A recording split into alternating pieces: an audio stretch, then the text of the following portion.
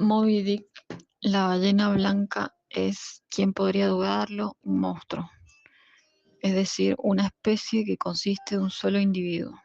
Cuando hay monstruo, es infalible que haya un cazador obsesionado con él, su sombra, su gemelo humano, su némesis. La muerte del monstruo es la extinción de su especie, y Moby Dick, la novela, es el relato de una extinción. Por ser único, el monstruo no puede reproducirse, pero compensa su soledad con una diabólica capacidad de reproducirse en un medio ajeno a la naturaleza, como imagen o signo o miniatura. Nadie que lo haya visto, así sea una sola vez, podrá olvidarlo, ni resistirá a la tentación de contarlo o pintarlo. Por eso los niños aman a los monstruos, porque con ellos se hacen los mejores juguetes. La fascinación que ejercen los dinosaurios sobre la infancia deriva de un perfeccionamiento formidable e irrepetible de este mecanismo. Los dinosaurios cubrían el mundo, eran una pintoresca sociedad organizada y jerarquizada, y se extinguieron. Al escapar a los siglos de la reproducción sustancial, multiplicaron su potencia de reproducción formal. Hay que llegar adulto para percibir toda la melancolía del monstruo. Nos hemos acostumbrado a las respectivas ideas de la muerte de los individuos y la extinción de las especies, pero cuando se dan conjugadas no hay consuelo. Sin embargo, siempre hay consuelo, porque el adulto puede llevar un paso más allá su propia evolución y hacerse artista. Entonces vuelve a amar al monstruo, que es su personaje favorito, el único en el que puede desplegar todo el vigor y la riqueza de la imagen. Él mismo se vuelve monstruo, en una fecunda identificación, y su poder de reproducción se desplaza a los mundos imaginarios. Entonces, hasta la melancolía deja de ser una tarea pesimista y se exalta a inspiración, o al menos a instrumento de trabajo. La extinción es una intervención de la historia en la naturaleza. De pronto se revela lo único. En el momento en que muere, el proceso es análogo al de la literatura, que pretende crear una particularidad absoluta sin anular el curso de las repeticiones y reproducciones que constituyen la vida, por afuera de la obra, destacándola por contraste. El escritor es un especialista en monstruos, y toda gran obra literaria está bañada en la atmósfera de melancolía de una extinción inminente.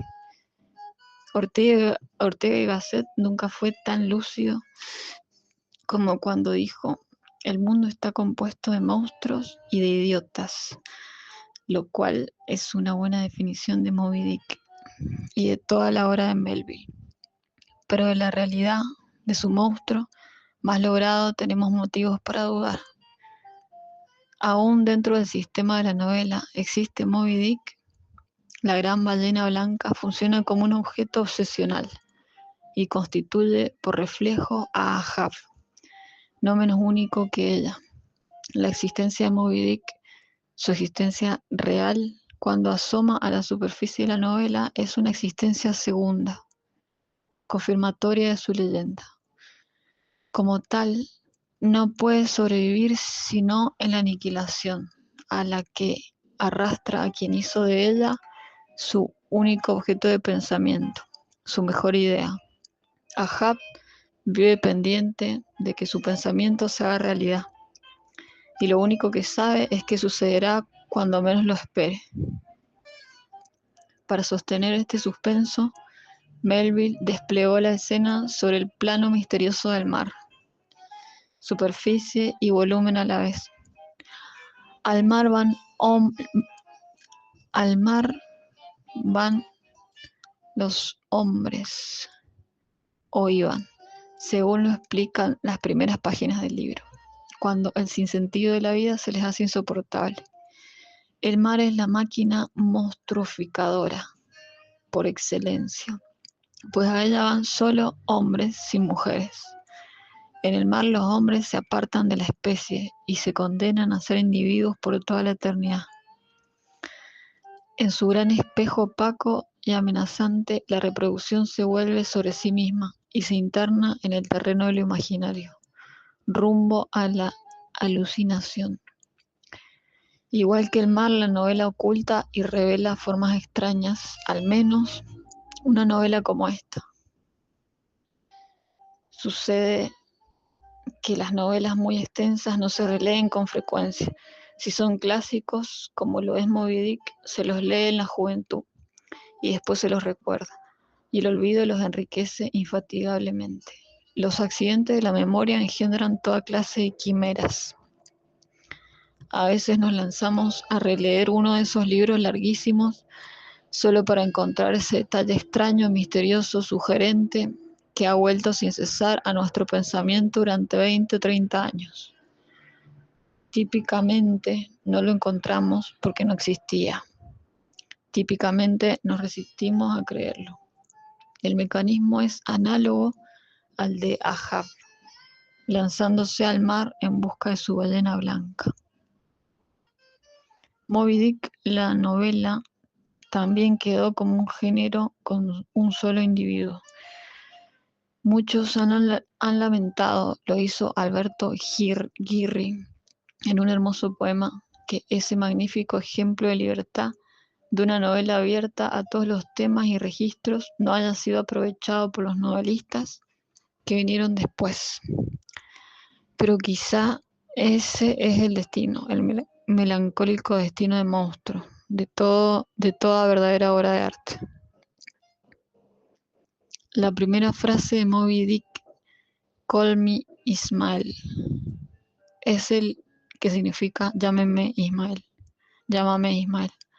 Es el había una vez de la novela moderna. La tradición popular la ha hecho célebre como modelo de comienzo elocuente, insuperable y sobre todo inimitable. Un buen testimonio de su fama está en la tira Charlie Brown, de Charles Schulz. En cierto momento al perrito Snoopy se le ocurría escribir una novela. Después de mucho trabajar con la máquina de escribir sobre el techo de su casilla, llegaba un primer borrador y se lo daba a leer a Lucy, la amiga hipercrítica de Carlitos. Ella se lo devolvía con un elogio de compromiso y un reparo serio. El comienzo era flojo, se necesitaba algo más fuerte. El perrito ponía una hoja de papel en la máquina, pensaba un rato y recomenzaba. Call me Snoopy, que significa llámeme Snoopy. Ese comienzo es un perenne problema para traductores. Hay quienes han dicho que esa frase sola les dio más trabajo que todo el resto, que no es poco. Enrique Pezzoni, en la muy elaborada traducción que hizo en la década de 1960 para el Fondo Nacional de las Artes Argentino, optó por una formulación curiosa. Pueden ustedes llamarme Ismael. Cuando le pregunté el motivo de esa elección, me dijo que después de haber probado 100 alternativas, todas insatisfactorias, se había quedado con esta solo porque era un endecasílabo de gaita galaica. La dificultad está en saber qué quiere decir la pequeña frase. Es de esos casos en los que no hay contexto para decidir, y a la vez hay demasiado contexto.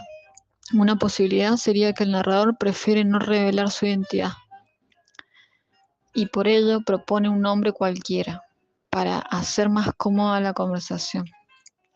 Salvo que no se trata de una conversación, sino de un relato contado por una sola voz. Entonces, la cortesía estaría dirigida a la imaginación de los lectores, que dispondrían de un nombre clave para cuando se cuenten a sí mismos la historia, o se la cuenten a otro. Como si en busca del tiempo perdido empezara, podéis llamarme Marcel, o mejor, digamos que me llamo Marcel. En esa misma línea, pero dando una vuelta de tuerca, podría pensarse que la enunciación la asume el mismo Melville y pide que lo llamen Ismael, porque va a usar por motivos técnicos la primera persona. Se me ocurre otra solución, tan obvia en realidad que me sorprendería que no la haya propuesto alguien ya. Podéis tutearme, o puedes tutearme. Porque otra ambigüedad irresoluble es la de singular o plural del interlocutor. El idioma inglés, al no conjugar los verbos y con único pronombre para la segunda persona, no tiene niveles distintos para la familiaridad y el respeto, carencia que suple con la discriminación de nombres y apellidos. Cuando alguien se dirige a un interlocutor mayor, en edad o más importante, le dice Mr. Melville. Si éste prefiere abolir esa distancia, propone Call me Herman. Como nosotros decimos, puedes tutearme. Claro que hay que tener algún derecho para decirlo, de modo que si lo dice Ismael, puede significar que es un anciano o que llegó a presidente del directorio de una empresa naviera. Pero al decirlo nos advierte que por el momento renuncia a toda superioridad y se postula como el muchacho que fue en el momento en que sucedió la aventura, lo cual tendría consecuencias en la interpretación de toda la novela. No se trata de una de esas aventuras del mar que leen los niños, sino del cuento de un niño, la historia de una inocencia que se extinguió, tal como pueden leerla los adultos.